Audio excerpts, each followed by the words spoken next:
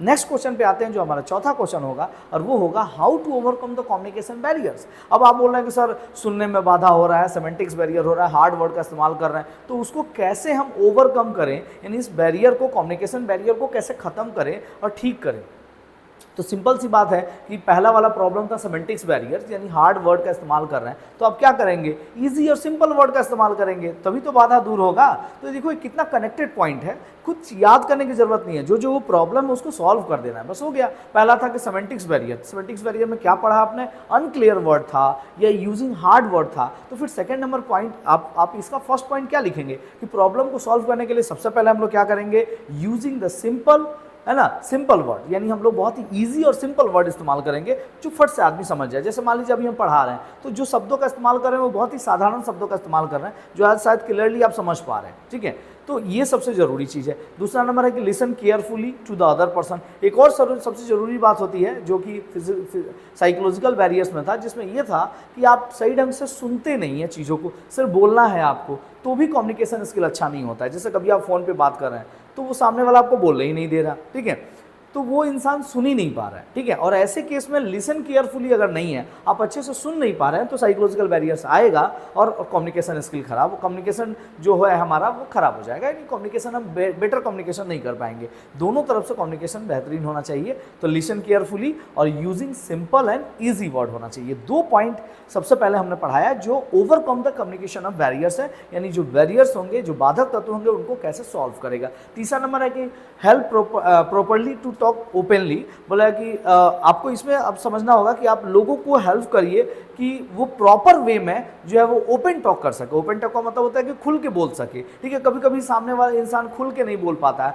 समझा नहीं पा रहा है खुल के, ठीक है, तो उस केस में भी तो कम्युनिकेशन स्किल जो है वो कम्युनिकेशन हमारा क्या हो जाए, खराब हो जाएगा। हम समझा ही नहीं पा रहे हैं, बोल ही नहीं पा रहे हैं, ओपन नहीं बोल पा रहे हैं, तो इस केस में भी तो आप हमेशा क्या करें कि ओपनली टॉक जो है वो करें, एक कोशिश करें कि ओपनली टॉक करें, ठीक है, खुल के बातें करनी चाहिए। Ask question clearly. दूसरा नंबर है कि अगर आपको कहीं डाउट है, प्रॉब्लम है, देखो ये क्लास में भी होना चाहिए। अगर आप क्लास में आपको प्रॉब्लम है, आप समझ नहीं पा रहे हैं, आप बोल रहे हैं कुछ डाउट आ रहा है, फिर आप पूछ भी नहीं रहे हैं, तो फिर कैसे वो डाउट सॉल्व होगा। फिर आप अपना बैग में भरे और घर चले गए, ठीक है।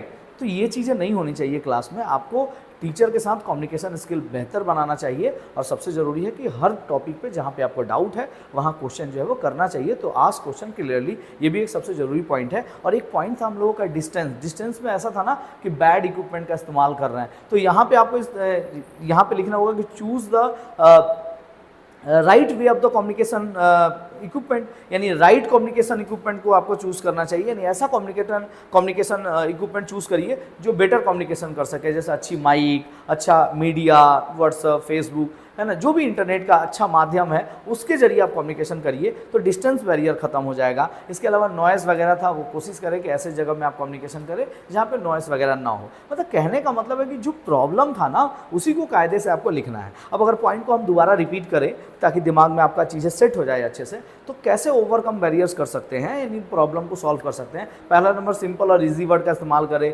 लिसन केयरफुली, है ना, टू द अदर पर्सन। दूसरे को आप केयरफुली सुनिए, तभी आपकी बातें सामने वाला अच्छे से सुनेगा, तो सुनने की भी आदत लगानी चाहिए, है ना। हेल्प प्रॉपरली, टॉक ओपनली, यानी आप दूसरे को हेल्प करें कि टॉक ओपनली, यानी खुल के बोले, तो उससे क्या होगा ना, चीज़ें क्लियर होती हैं, है ना, और क्लियर जितनी होगी कम्युनिकेशन अच्छा होगा।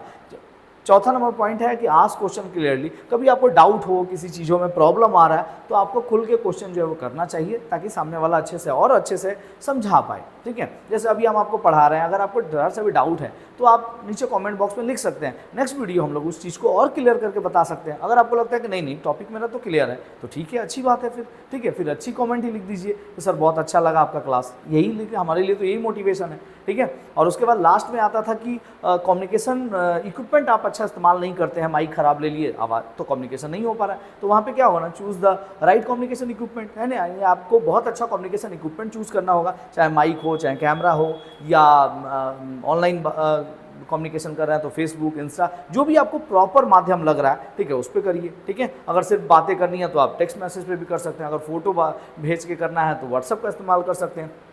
बड़ा बड़ा फाइल आपको भेज के कुछ बताना है, कम्युनिकेट करना है, तो फिर ईमेल का सहारा ले सकते हैं। इस तरह अलग अलग कम्युनिकेशन इक्विपमेंट है और आप उस इक्विपमेंट का इस्तेमाल कर सकते हैं अलग तरीके से। तो ये 4 क्वेश्चन हमारा कंप्लीट हो गया, व्हाट इज कम्युनिकेशन, उसके बाद एलिमेंट्स ऑफ कम्युनिकेशन, दूसरा बैरियर्स ऑफ कम्युनिकेशन, और चौथा नंबर था how to overcome the communication barrier. तो आशा करते हैं कि ये चारों क्वेश्चन आपका कंप्लीट हो गया होगा। तो मिलते हैं हम लोग नेक्स्ट वीडियो में, तब तक के लिए बहुत बहुत धन्यवाद, है ना, थैंक यू।